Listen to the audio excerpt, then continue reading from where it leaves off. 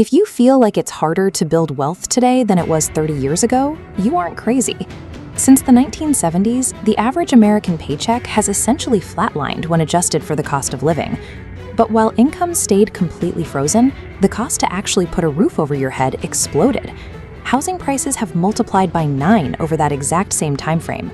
For decades, the baseline strategy was simple: save your cash and buy a house. But when Dave Ramsey's generation was entering the workforce, that math made sense. Today, applying that same advice to a market where prices outpace wages 4-to-1 is a recipe for financial stagnation. Society tells us the solution is to simply work harder. We are conditioned to believe that if we physically grind longer and put in more hours than everyone else, our bank accounts will eventually reflect that sweat equity. If physical effort equaled wealth, the person fixing your roof would be a billionaire. Instead, Jeff Bezos generates millions of dollars in value every single second he walks through an Amazon warehouse. He has decoupled his income from his time, while physical labor is permanently capped by the number of hours in a day. Escaping the middle class requires more than just a high work ethic. It requires abandoning the old rulebook and learning how to speak a completely different language of money. Most of us stop learning about finance around the 11th grade. We are taught how to balance a checkbook and budget our cash, and that is exactly where the education ends. We are trained to fear all debt, which leads people to rely entirely on debit cards.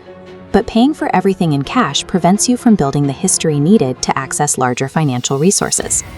Using a credit card and paying off the balance every month serves as a proof of trust for institutional lenders. This high credit score provides access to the same pools of capital that the wealthy use to scale their operations. The wealthiest people rarely use their own cash to buy things. They use leverage, attaching debt to assets that grow in value. They allow the asset to pay off the loan while they keep their personal cash free to move into the next opportunity. A cash-only lifestyle provides a sense of safety, but it also provides a ceiling. Mastering controlled leverage allows you to stop saving pennies and start acquiring assets that grow on their own. This chart shows the boring, sexy matrix, mapping the inverse relationship between an industry's glamour and its profitability. We are often told to follow our passion, but the math shows that the more people want to do a job, the less that job actually pays.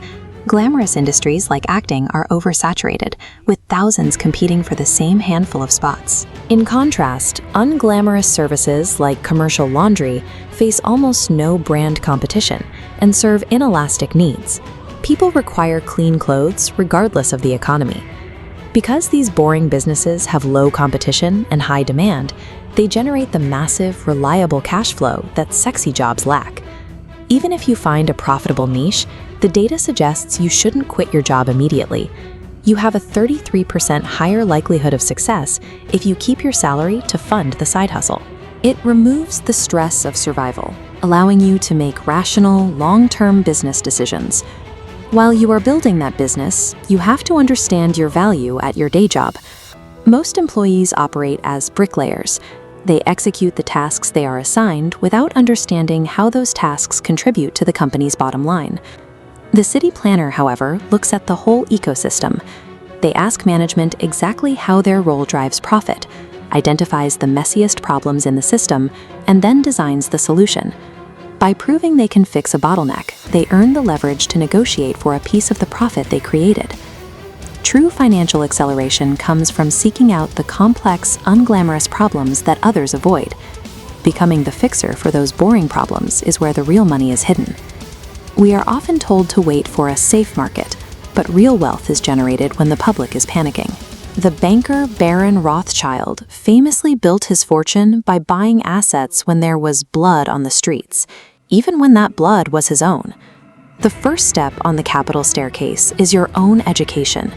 Investing in your own skill stack provides the highest possible return because your human capital compounds without any market fees or taxes. This chart shows how inflation destroys cash over time. That $100 bill from the 1970s is worth about $25 today. To stop this decay, the second step is deploying 10% of your income into low-cost index funds, which capture the average growth of the country's top 500 companies. This 10% investment must be treated like a mandatory monthly bill. By paying yourself first through an automated system, You ensure that your wealth outpaces the steady erosion of inflation before you even have a chance to spend the cash. Long-term wealth is the result of ruthlessly outpacing inflation through these foundational steps, rather than hunting for a secret stock tip. The ultimate modern financial trap is the prioritizing of visible status over invisible math. We are living through a cultural phenomenon where people sacrifice their net worth to simulate a life they haven't actually earned. Consider the Coachella illusion. While influencers are often flown out and dressed for free, 64% of the regular ticket holders this year used buy now, pay later schemes just to afford the entry price. They are taking on permanent compounding credit card debt in exchange for a few days of social media clout. It is a catastrophic mathematical trade-off that essentially keeps the middle class trapped in a cycle of interest payments. This desire to escape the grind also fuels the fantasy of passive income. The idea that you can generate wealth without initial risk or ongoing labor is a myth, sold to people who are desperate to leave jobs they hate. True financial freedom manifests as the quiet, profitable discipline of mastering the game of money, far away from the cameras and the status traps. It is the result of seeing the math for what it is and deciding to play by the new rules.